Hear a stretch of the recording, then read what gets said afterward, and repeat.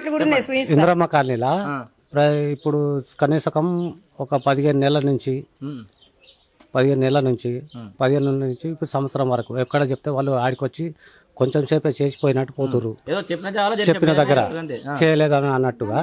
అయితే ఈ కాలనీలో ఏముందంటే ఇప్పుడు చిన్న చిన్న పిల్లలు ఉన్నారు, చెట్లు అటు చూడండి ఒకసారి, చెట్లు ఉన్నాయి, చెట్లు మోరి పక్కకు. అయితే ఈ విషయంలో ఏముందంటే చిన్న చిన్న పిల్లలకు డెంగ్యూ వ్యాధి మొన్న పోయిన 2 నెలల్లో ఎంతో మంది హాస్పిటల్లో పడ్డారు. ఒక్కొక్కరికి 1,00,000 నుంచి 1,00,000 పైన అయినాయి. అయితే ఈ చర్య ఏంటంటే గవర్నమెంట్ ఎలాంటి చర్య తీసుకుంటలేదు. ఇప్పుడు మన బస్తీ దవాఖానాతో ఎవరు పట్టించుకోవటం లేదు, ఎవరు పట్టించుకోరు. మా బిడ్డ 3 సార్లు జ్వరం వస్తా ఇంజక్షన్ ఇవ్వలే, గోళీ ఇవ్వలే, ఏమి ఇవ్వలే, ఏం పాలేదు. సపరేట్ మళ్ళీ వచ్చి ప్రైవేట్ లో తీసుకుపోయినా.